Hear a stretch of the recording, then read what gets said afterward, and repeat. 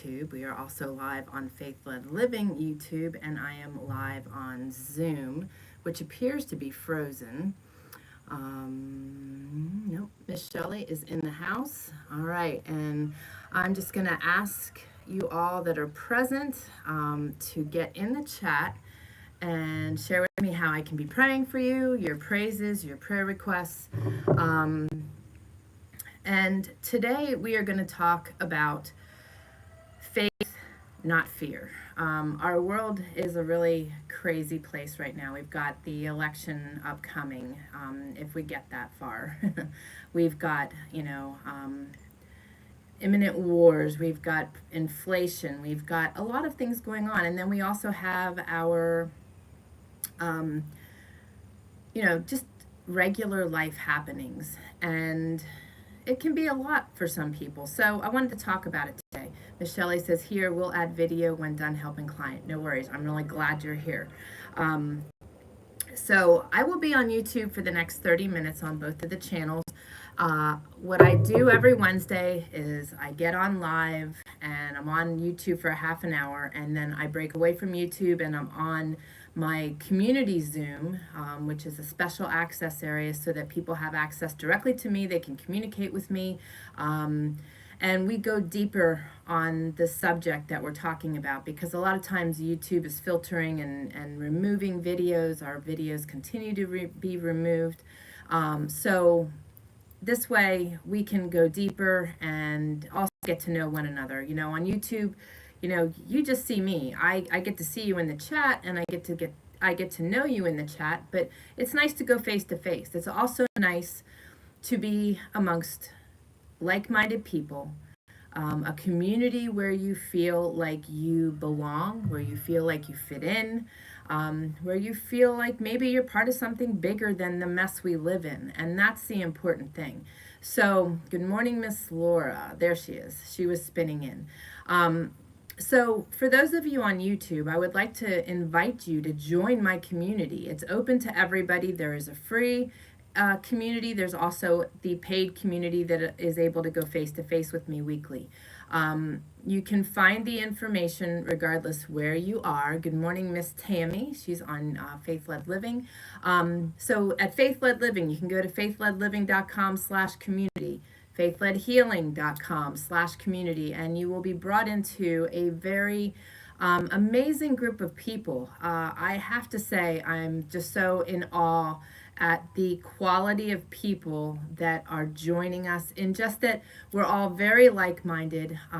It's a place where it just gives me great pleasure and just really touches me to see the connections that are being made. Good morning, Miss Laura. She's out and about doing her walk, I believe, this morning, so very awesome. So share with me today, your struggles living the day-to-day life right now. Are you able to look past the things that are happening in our world, or is it debilitating you in ways? Is it causing you anxiety and stress? And if it's not, I want to say kudos to you, because that is the space I live out of. That does not mean that we are living life through pink shady glasses and we have no clue what's going on in the world. That means that we know what's going on in the world. We can't control a blessed thing that's happening, but we are able to keep ourselves in a good place to enable us to live a good life despite what's happening around us. And when we get to that place, sometimes we can even do that in our own four walls. When someone's having a bad day, we are not defined by other people's dysfunction. We are not defined by other people's inability to see our worth. And so often in those arenas, we allow the world's dysfunction and other people's dysfunction to cause our own dysfunction. And in my community, I am trying to teach people how to separate from that, because we can live a good life regardless what's going on. My family and I have proved that over and over again with the things that we've walked through. We were in a great financial quandary 9 years ago through my healing journey. We had to sell our first homestead. we could have been in a place of devastation, rocking in a corner, totally, just scared to death. But we were focusing on the good things we had, the the the the fact that I was alive for starters, and the gratitude, and just kept moving forward, knowing that life is going to change, but it doesn't mean it has to change for the worse. Our minds play such a big role in how we live life and how we walk things out. So Miss Shelley says, enjoy the sun. It is raining here. Yeah, we have rain here as well. It might even thunderstorm while I'm out here. There's some construction going on inside, so I escaped to this beautiful spot. Those of you, I think Zoom can see it too. There's a beautiful lake behind me here, so I'm in a good setting. Feeling like a sneeze is coming. Well, bless you. Maybe then it will stop. So, if you are in an anxious place because of all that's going on in our world, I want you to teach you how to focus on the good in your life. We're all alive today. We all woke up. We're all still breathing. We are all able to move. Some of us, I woke up with swollen eyes. I'll be the first to tell you. I'm combating toxicity right now because I'm not on my homestead today, and I'm out in the world with EMFs and toxicity, so my body doesn't always like that. So I woke up with swollen eyes. Did it stop me? No. I get moving. I get my lymphatic system going. I'm focusing on the day. It was a beautiful rain this morning on the lake behind me. It's a choice. And, in my faith-led healing practice, I have a variety of clients from all walks of life, from all over the world, not just the United States. I've got Germany, New Zealand, UK, Australia, and everybody has experienced things. Everybody has different lenses that they work out of. I've shared this many times. My mom always said I lived with pink shady glasses. Those pink shady glasses have served me well. She meant it as a derogatory comment, but it served me well because I view life in a very positive way, regardless what kind of muck and mire I'm having to walk through at the time. And that in and of itself enables me to be able to keep going when things get tough. Learning how to roll with the punches is really important too, because if we get stuck in the chaos, it can cause a lot of struggles. So I've got different clients. I've got clients that are very positive minded and just thrive, and they are making leaps and bounds in their healing journey. And then I have those clients that are like a bump on a log, sitting, refusing to embrace the fact that they could be well. They're just every day focusing on what isn't. And there they've sat for 2 years, and it's very heart-wrenching because I know that life can be different if you change your perspective. If I would have sat like a bump on a log 9 years ago, I wouldn't even be here today, right, Shelley? And Shelley's working with the clients and working with people that are in those positions too. And it's hard to watch because we can lead a horse to water. Sometimes that horse is a very close family member. Yet we can't make them drink. It is their, we can only plant seeds. So, I pray for all of you, our YouTube channels, our community. I pray for you all. And my prayer is that you guys are seeking wisdom, knowledge, direction, and discernment every day in our crazy times, and that you can see the good in life despite the chaos. Because if you continue to focus on the negative things that are going on, I guarantee you the space you live out of is going to reflect that. It's going to be a negative experience, a negative encounter. So the more we can focus on the good, and sometimes, because I know some of you watching are going through some really rough stuff too, and sometimes it's just this itty bitty tiny little thing of gratitude that you can grab hold of in this really tremendous mess that you've been walking out. But you hang on to that little piece. I promise you. I promise you. It'll keep getting bigger and bigger and bigger. You'll see more things. You'll be, the more we seek gratitude, the more it shows. The more it shows itself. And I truly believe, I'm not all about manifesting, because I believe that the more we focus on God, the more we focus on the good, the more good He brings. Yes, the universe is out there, but the universe isn't the one that's doing it. In my world, that's God. So Laura says, it is sunny and beautiful this early fall day. I'm battling. Oh, we have Miss Deb joining too. Let me add her. I'm battling with internet connectivity again. That's okay. I was too. I had to shut my laptop down. That's why I was a couple minutes late. It wasn't connecting. Could be sun activity. Could be evil trying to cause issues. Doesn't matter. I am with you all, heart, body, and soul. Amen. Soaking in the sun in my greenhouse jungle. So right now I'm going to say, enemy, leave everyone's devices, their bodies, their minds, their spirits, their homes, their land. Do not return. You are not welcome here in the name of Jesus Christ. We are in a spiritual battle right now. In order to be able to have faith and not fear, we need to focus on the gratitude, but we do need to be aware that there is spiritual warfare happening. If you can't see that looking at the chaos in our world, you may want to open your eyes and pursue and research a little bit about spiritual warfare, because the enemy is working hard right now to divide. We've seen that for the last many years. The evil one is trying to divide us. He's also trying to keep us debilitated, keep us in fear. When we are in a place of fear, we can't function. We need to be focusing on our faith.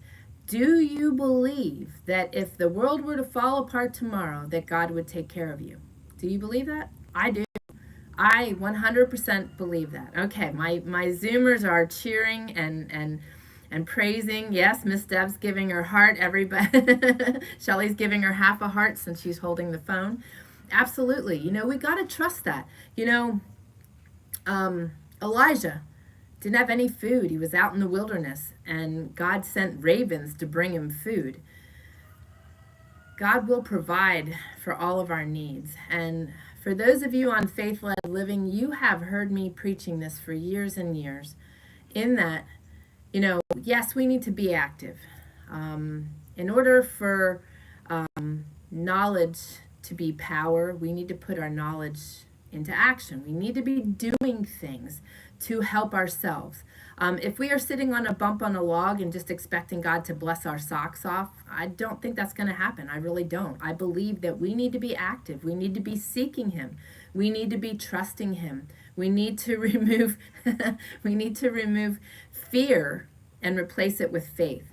Focusing on gratitude is one of the best ways to do that you will be able to start seeing the better things in life, not feel so fearful. The other thing is, if you are feeling extreme anxiety, worry, depression, join me in 40 minutes for a breathwork session. You can sign up for that by going to faithledhealing.com/calendar, scroll all the way down, and you will see the group sessions. I do them every Wednesday at 10 o'clock Pacific Standard Time.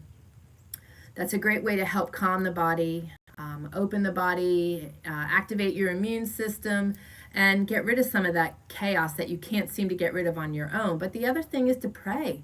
God, give me peace in this chaos. Give me peace in my day-to-day. We neglect to ask for the simple things that we need. So prayer is huge. But I can't say it enough that having the right people surrounding you, I'm sure we've all walked this out from elementary school on up to adulthood to where we are. There's always that negative Ned, telling us that, oh, that idea is dumb. You're never going to do anything. You're never going to amount to anything because you're such a hyperactive child. That hyperactive child now is middle age and still hears those words. I'm never going to amount to anything. We can rewrite all those scripts, and we can walk into a place where we don't have to live out of fear, and we can be surrounded by beautiful people. if you don't have those people right there in your community, because oftentimes we don't, or our blinders are on and we're not seeing the good people, maybe because we've been burned too many times. That happens in the churches too. You know, I know a lot of people don't go to church because they've been burned by the people. Well, a church is an emergency room for sinners. Everybody in that building is a sinner. So a lot of times we take things to heart when we need to display a little grace, because a lot of times when people are acting out, it's out of fear, it's out of low self-esteem, it's out of wanting to fit in and not knowing how, it's out of being in a really bad place and not having the right people in their corner, and they're just in such a low place that they don't know how to handle themselves. You know, we got to think about that. What is that person going through? You know, I think about that all the time. When there's somebody in the grocery store that's absolutely obnoxious, I just kill them with kindness. And you know, a lot of times their demeanor shifts. If it doesn't, it doesn't. No harm, no foul. It doesn't hurt me. That's their dysfunction, not mine. I don't own it. I didn't do anything wrong. They're having a bad day. Move along. But I try to encourage, inspire, help. You know, it's what we're called to do. We're called to love our neighbors as ourselves, even if our neighbor is obnoxious and rude. You know, there's moments that we can still love and not own their dysfunction. And I think that that's an important thing to say today, because there's a lot of dysfunction in our world. We see that in a lot of ways without even going into detail. I know you're all getting what I'm putting down. This world is dysfunctional. It is confused. It is upside down. It is broken. What once was good is now bad. What once was bad is now good. It's messed up. Protect yourselves, protect your children. You know, we have the ability to keep ourselves, okay, we have the ability of not subjecting ourselves to the wrong stuff. What we read, what we listen to, what we watch, all plays a role in where we are today in our minds as well. So, you know, having the right community surrounding you, but going home and watching crud on TV, you know, you're feeding yourself in one way and draining yourself in the other. So you got to think about these things, because that all plays a role in keeping yourself in a faith area and a gratitude place and a joyful and happy place, rather than a place of fear and anxiety. You know, many people are struggling to feed themselves right now. You know, this world, everything is expensive. You know, just it's hard, and it's hard with the jobs that are being offered in a lot of cases, and downsizing of companies. You know, churches offer food banks, churches offer help. I'm not saying go to the church and just seek those things. I'm saying go to a church and become part of the body, but know that there's help for you. There's also help in other places. So if you're in those spaces where your main necessities aren't being met, of course you're going to be in an anxious and worried place, because that's a hard place to be in. We were very fortunate 9 years ago when we had to sell our home, that my larder, my pantry was full, because before I got sick, I was doing what Laura and many of you are doing. I was putting up as much food as I could on my shelves. We were hunting and harvesting the foods that we eat.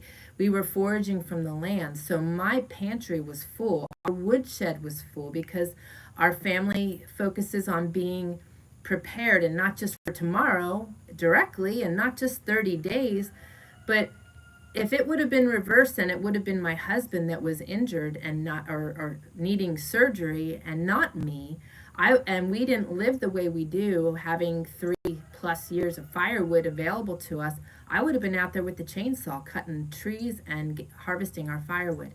So when we think ahead and prepare ahead, and we can do that now too. So think about these things, and think about, you know, what you're doing on a day-to-day basis. Are you bringing things into your world that give you joy? Are you seeking things to help you in the areas that you're really struggling? If you need food or water or shelter, seek those things and get those things set first. Because if those three things are not met, the rest is trivial at this point, because we have to have our main needs and necessities met. So get those needs met. If you're in that place, seek help. Get involved with the right people. Do things for yourself that is going to better your situation. And, you know, ask for help. When we were in our place, our situation 9 years ago, many people swarmed us and blessed us. It was a very, very, very, I'll be right out transparent, uncomfortable feeling, because majority of people do not ask for help. We are helpers. We like to help. But when it comes to receiving, we don't know how to receive. If people are willing to bless you and they're offering things and you're not taking them, you've got some things to work on, because that will also remove your fears and your anxieties and your worries. You know, if you like to help people and you like the feeling you get when you're blessing someone else, why in the world would you rob somebody else of that same feeling when they're trying to give it back to you? So this all plays a role in all of this, because I know that there's people that desired to help us and that did help us during our journey. And yes, it was uncomfortable. It didn't feel right. You know, our pride gets in the way. It's human nature. It was just an odd feeling. But a friend said to me long ago, and that kept resonating with me during that period, it was just what I shared with you. Why would you steal someone else's thunder? Why would you steal somebody else's joy if they want to help you? So keep that in mind. If you're in a tight spot and someone is offering, allow them to bless you. If it bothers you, when you can return the favor, return the favor. If you don't return it to them, pay it forward. You know, that, yes, exactly. Laura was mouthing the same thing I was at the same time. You know, that's what we are called to do.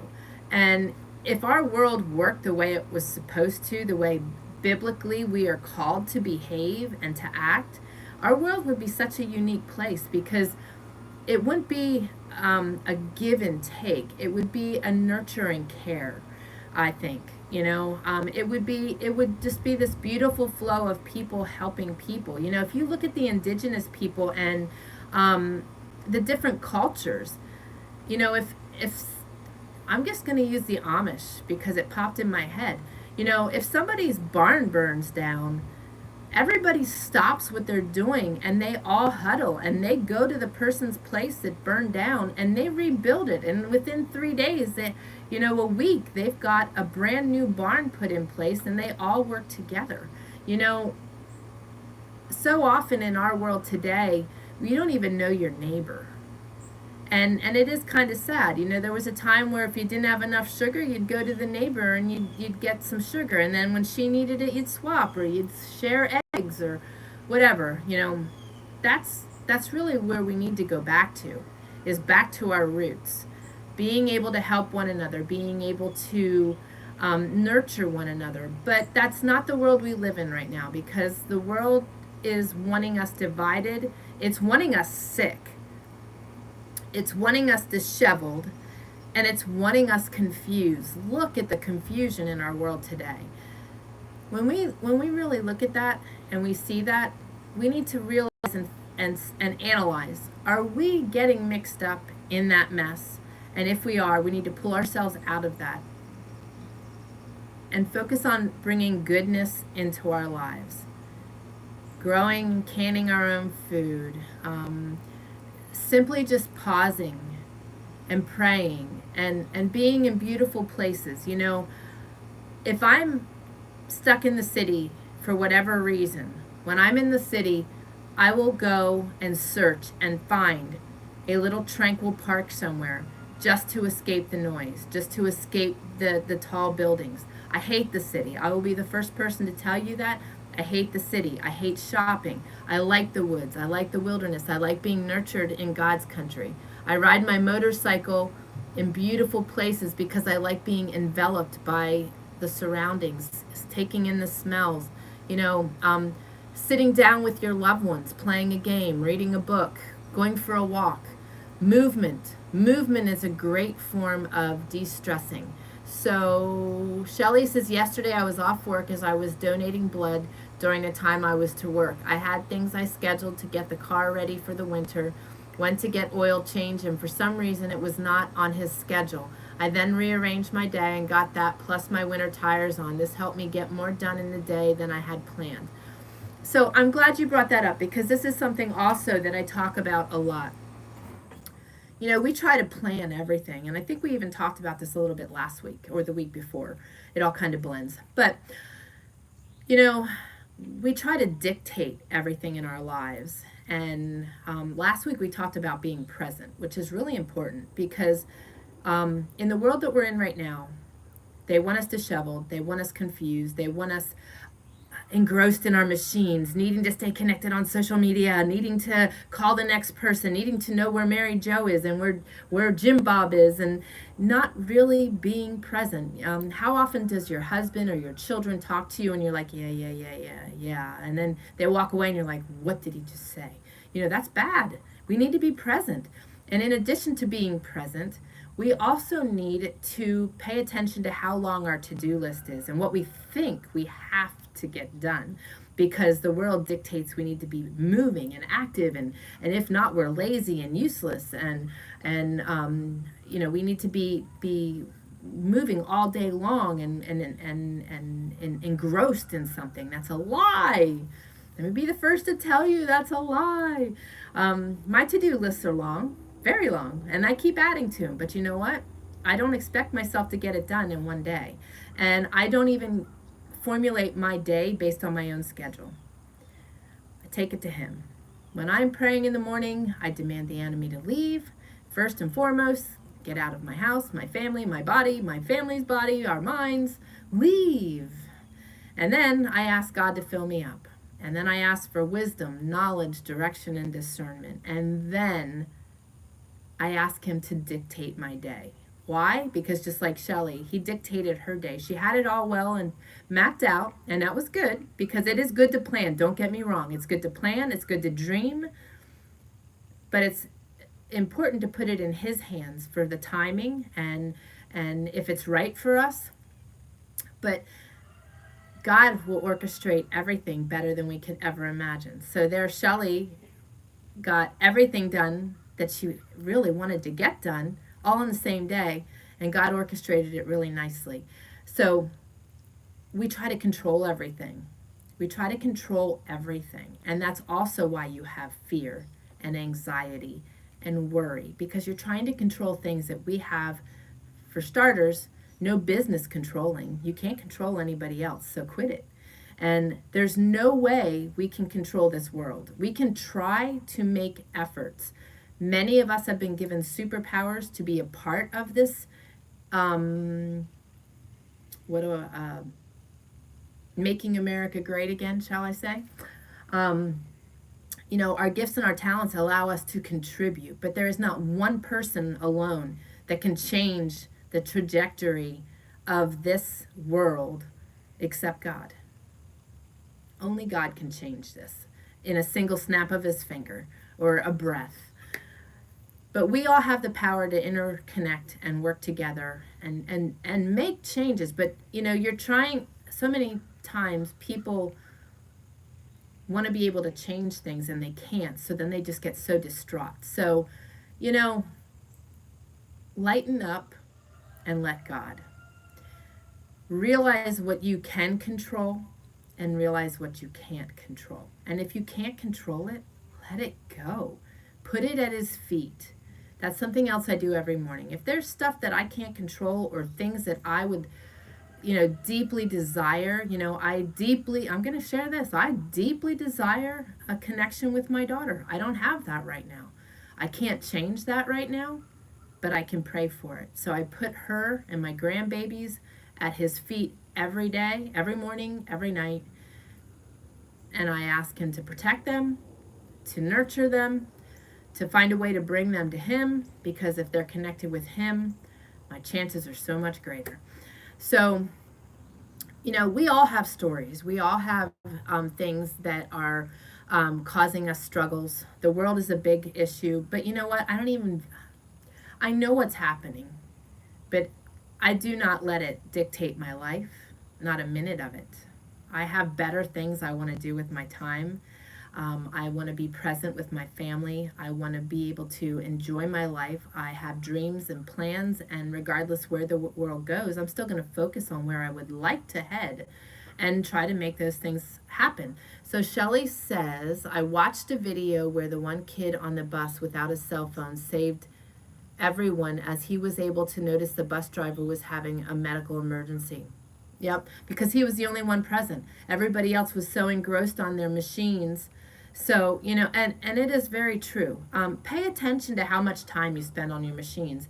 And if you feel off, disheveled, really struggling, I encourage you to do an electronics detox. You can believe me or not, but these things are the devil. And I've got 4 pieces of equipment right here. And let me tell you, I know that they are affecting me. I feel it, but this is my means of communicating with me, or with you. I'm a little confused. But this is my means of communicating with you. But when I'm done here and I'm done with my breath work for the day, I walk away from all of these electronics and detox myself. It's just so extremely important to detoxify ourselves from these machines, because these can and do cause extreme health issues and cause anxiety and overwhelm just from being around them. And then when you're engrossed in them and all you're doing is screen time and you're not being present with those around you, you know, sometimes people do that because they're trying to get away from situations that they're experiencing. Other times it's because they're dumbing down. You know, they feel that that's their way of just escaping the world and their feelings. But you know what? Get outside, sit, just take it in. Go for a walk. Those things will be so much healthier for you than being stuck in front of a machine. So YouTubers, it is that time. I am going to jump off of the YouTube. Thank you guys for joining. You can join me every Wednesday at 9 a.m. Pacific Standard Time. I will be on YouTube for a half an hour. We will be sharing more and more on the YouTube channels as time goes by. We are trying to embrace right now our greatest dream of heading to Alaska. So lots is going on right now, but I encourage you to come and join my community. faithledhealing.com/community or faithledliving.com/community. Either will get you to the same place. There is room for everybody. You are all welcome. You will all fit in. Trust me, there is no judgment in our community. It is just an amazing place of everybody locking arms and just supporting each other through life. And I think we all need that. And it is very valuable to be surrounded by the right people in the world that we live in right now. So anyway, I love you all on YouTube. I love my Zoomers too, but I'll be right with you. So YouTube, have a good rest of your day. I hope to see you in my community, and I'm going to continue on my Zoom with my special access group. So God bless.